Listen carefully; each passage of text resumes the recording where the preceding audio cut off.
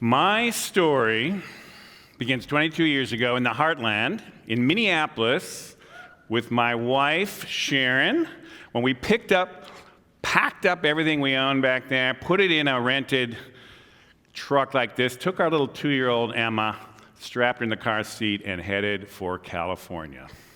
Because California, to us, was the future. I came out here to the early Wired magazine because Wired was the place that was preaching revolution. In this case, the digital revolution. They were saying how, hey, these little computer chips that were getting more and more powerful, they were going to get plenty big. And then this nascent internet was going to connect up all these chips, and we're going to start to really be able to rework everything.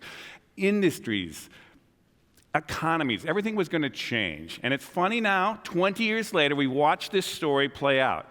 Whether it's Silicon Valley, we've watched it in San Francisco, here in Oakland, this whole Bay Area has been ground zero for an explosion of innovation around that digital revolution. But you know what? It hasn't just been the Bay Area here. It's been all of California for the last 20 years has gone through a huge transformation in our economy and particularly in our politics. And what I'm going to talk to you today is I'm going to explain how the politics of California now are going to go across the United States in the next 15 years. And the things that are happening now and for the next even 50 years are going to have huge global implications. And I'm going to actually go so far as to say what's happening right now in the Bay Area will be seen by people in 50, 100, 500 years from now. They're going to look back and say, wow, the world went through 3 major world historical changes, to an all-digital world, a globally interconnected world, and a sustainable world as well. And ultimately, they're going to look back and say, what happened here was really the beginnings of a new civilization. Now, that's a crazy big statement to say, and it all comes back to California is the future. What do I mean by that? California experiences the future earlier than anybody in this country. And we adapt to it quickly, we restructure systems, and we have outsized influence on the rest of the country as the biggest economy and the biggest population in the country here. So what happens, but this is the remarkable thing, there's a 15-year time delay of what happens in California in politics happens to the rest of the country 15 years later. So if you go back 15 years in California, that's what's playing out in politics right now nationally, and what's happening now is going to come to the country in the next 15 years. Now, you can see how I'm going to make this argument here. If you go back, the first signs of this that are really super clear was what happened with the conservative. What California wasn't always a blue state, it was a red state. And in fact, you go way back to the 60s, when the country was going through the civil rights and the base of the Great Society and was run by liberal Democrats, California elected a conservative governor, Ronald Reagan. 15 years later, he had taken that brand of politics nationally. And not just Reagan, but all kinds of conservative milestones. The great anti-tax, no new taxes, slam down taxes, Proposition 13, happened here in California in the late 70s. And basically that's what happened, fed right into 15 years later, Newt Gingrich's revolution that he took to Congress, took to Washington. The Republicans, for the first time in 50 years, took back the Republican House as the House of Representatives. Now, the politics of that conservative are then pulled into the California period of paralysis and polarization. And that's the period, frankly, that's now catching up and is in the rest of the country now. So we had, that conservative agenda got quite crazy in the 90s. We had all these anti-immigrant propositions in the 90s, which in fact are exactly prefigured what's happened with the Tea Party 15 years later. We went through that piece of our politics there. And it wasn't just that, but it was this kind of the conservative Republicans would not do anything in this state. We couldn't pass budgets. We couldn't get basic stuff happening. And so there was such a kind of a frustration with politics that we said, hey, let's get some tough-talking outsider with no government experience. Let's go to a movie star, and let's elect him governor. And in fact, it's literally 15 years almost to the day when we elected Donald Trump. So what California experienced in the 90s, the total paralysis, is what's happening in Washington today. So that means what's happening now in California. We're not conservative anymore. There is a progressive thing going on here. Now, before we get too far, why is it that California does this? Well, California is a magnet for young people, for entrepreneurs, for innovators. And so we touch in the newest, kind of latest cultural anything. In this case, the marriage equality. We started here, boom, it goes all national. We're a practical people. We don't take, facts are facts. Climate change is climate change. We start adapting to it early. Boom, you don't have to convince us. We don't debate. We go. We start doing it. But also we create these new technologies. We literally invent them here, and we adopt them. We work with them. The industries, businesses react to them quickly.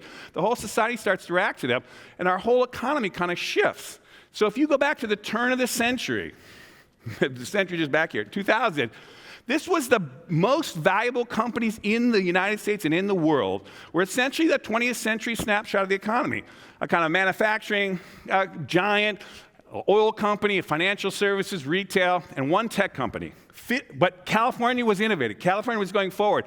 And so what happened 15 years later? Boom. The 5 most valuable companies in the country, in the world, are all tech companies, all on the West Coast, 3 of them here in the Bay Area. We actually pioneered this. It is happening. It's not just tech, folks. We are the Ellis Island of the 21st century here. We have absorbed all the kind of immigration early. And so if you take those 2 decades from the 80s and the 90s, there was a very steady influx of immigration. We had our reaction in the 90s. Reaction to that as white people kind of got all freaked out about that. But actually, by 2000, we had kind of come to terms with it, and now, in fact, as the trend lines keep going, we have essentially adapted our politics here. Not perfect, but way beyond what the rest of the country is.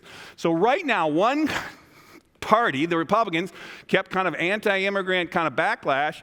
One actually started to adapt to the kind of, and absorb that kind of diversity into their politics. And so today, every single statewide office in the country, or in California, has a Democrat in there. And there isn't literally one Republican left standing that can run statewide right now.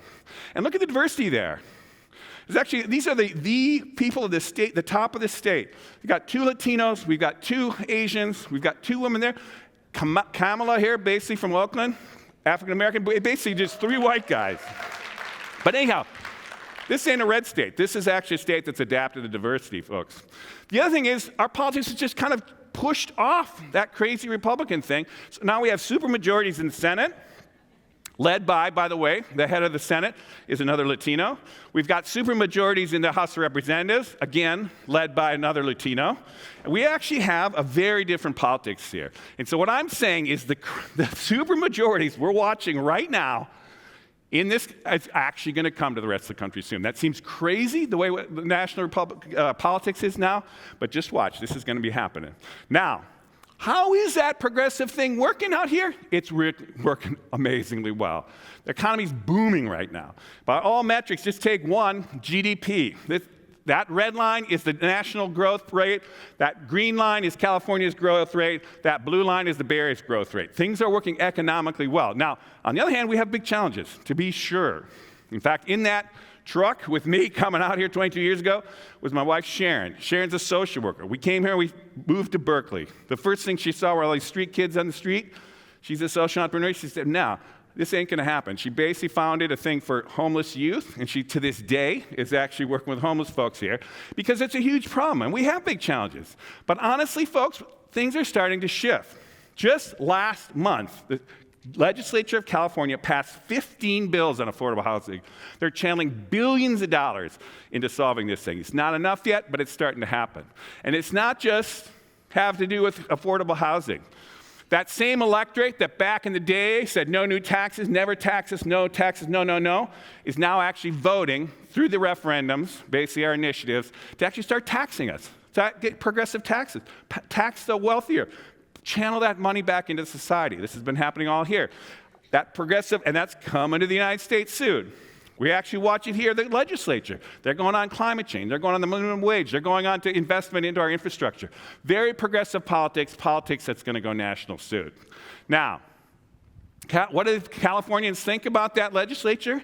They are essentially at 60% almost of Californians think they're doing a good job. Nationally, though, how many Americans think the Republican-controlled Congress is working? 15%. Something is happening here that's different. And so what does this mean for national politics? Remember what I said. National politics is what happened in California 15 years ago. 15 years ago was right before the fall. Donald Trump is setting up the Republican Party for a big takedown.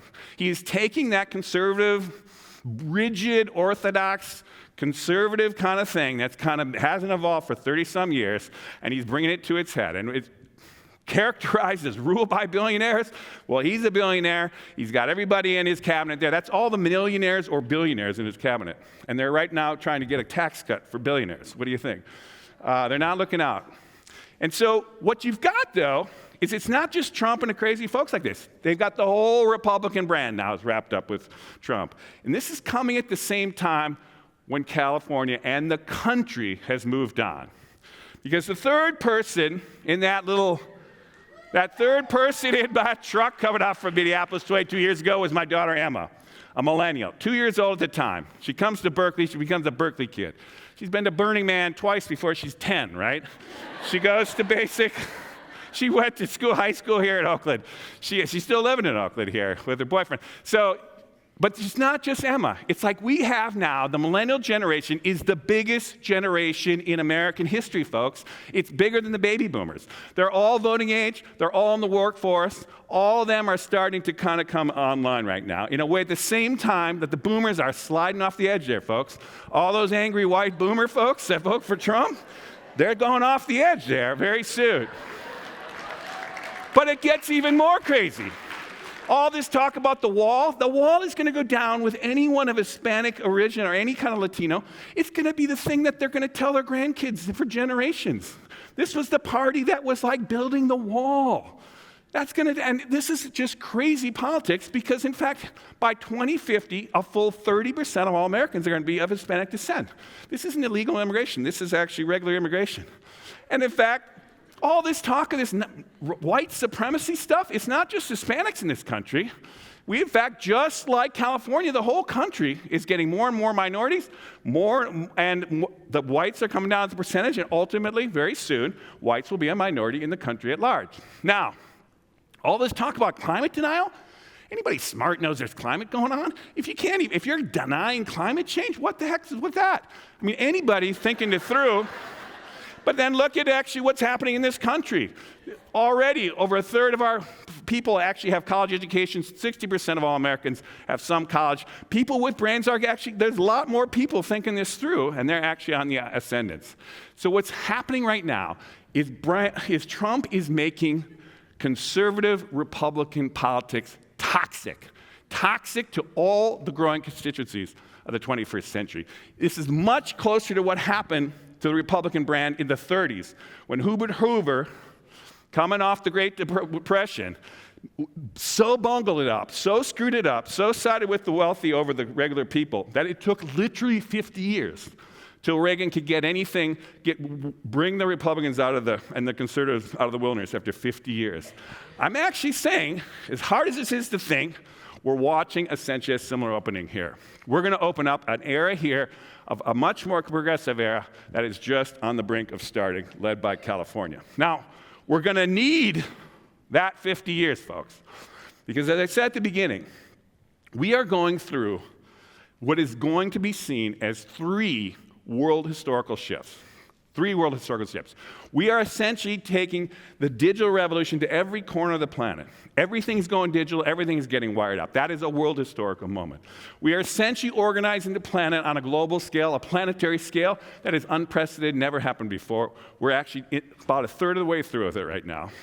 But not only that, we're just starting the essential transformation into a much more sustainable world.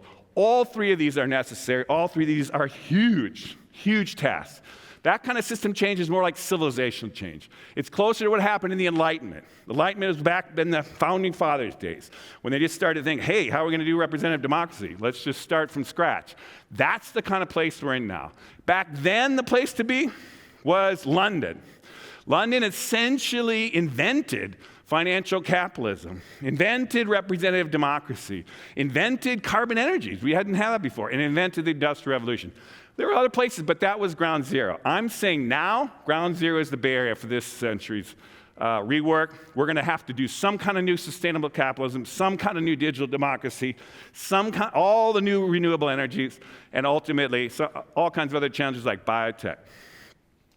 It's not just here, folks. It's happening in urban hubs all over the country, even in deep red states. It's happening in places all over the world.